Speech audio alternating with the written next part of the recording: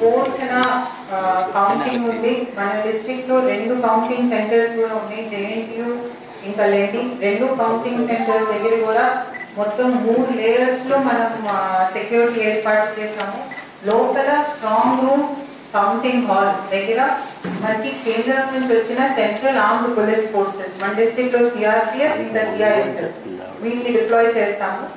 ఈ బిల్డింగ్స్ చుట్టూ armed police ఉంటారు విత్ వెపన్స్. మనం మన డిస్ట్రిక్ట్ ఆర్మ్డ్ రిజర్వ్ ఏపీఎస్పీ నుంచి వచ్చిన ఫోర్స్ ని డిప్లాయ్ చేస్తాము. 3rd లేయర్ లో మన డిస్ట్రిక్ట్ సివిల్ పోలీస్ అంటే మన సిఐస్, ఎస్ఐస్ ఇంకా మిగతా కానిస్టేబుల్స్ ని డిప్లాయ్ చేస్తాము. ఈ 2 కౌంటింగ్ సెంటర్స్ లో కూడా మొత్తం ఈ 3 లేయర్స్ లో కూడా ఫోర్స్ డిప్లాయ్ చేస్తాము. ఇది కాకుండా కట్ ఆఫ్స్ కూడా పడటం జరుగుతుంది. చెక్ పోస్ట్ ఉంటాయి. ఈ check post and cut off ద్వారా మనం ఈ కౌంటింగ్ సెంటర్స్ రెండింటి చుట్టూ కూడా ఒక 2 కిలోమీటర్స్ రేడియస్ లో అంత ఏరియా కూడా స్టెరైల్ చేస్తాము. ఎక్సెప్ట్ అక్కడ అలౌడ్ పీపుల్ అంటే మనకి క్యాండిడేట్స్, కౌంటింగ్ స్టాఫ్, ఏజెంట్స్ ఇంకా ఆథరైజ్డ్ మీడియా పర్సనల్ వీళ్ళు వచ్చేసి ఎవరికి కూడా దీంట్లోకి వెళ్ళడానికి అనుమతి ఉండదు. మనం ఈ ఏర్పాటు కోసం లెండి కాలేజ్కి స్పెసిఫిక్గా ఏర్పాటు చేస్తాము. ట్రాఫిక్ డైవర్షన్స్ కూడా ఉన్నాయి. విజయనగరం నుంచి వైజాగ్ వెళ్ళే వాళ్ళకి, వైజాగ్ నుంచి విజయనగరం వచ్చే వాళ్ళకి ఈ స్ట్రెచ్ లెండి ఎదురుగా ఉన్న ఒక 2 కిలోమీటర్ స్ట్రెచ్ కి డైవర్షన్స్ ఉన్నాయి. సో ఎవరైనా ఆ రోజు ప్లాన్ చేసుకుంటుంటే ఇది కూడా ఫ్యాక్టర్ చేసుకోవాలి.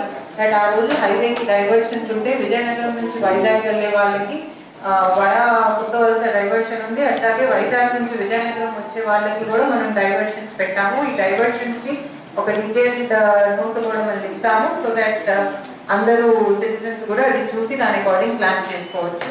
జేఎన్టీయూ వరకు వస్తే జేఎన్టీయూ మనకి మెయిన్ రోడ్ నుంచి కొంచెం ఎక్కువ లోపలికి ఉంది కాబట్టి అక్కడ మేజర్ డైవర్షన్స్ లేవు. గొట్లాం నుంచి ఏదైతే బైపాస్ రోడ్ ఉందో దాంట్లో మాత్రం హెవీ వెహికల్స్ ని డైవర్ట్ చేస్తాం.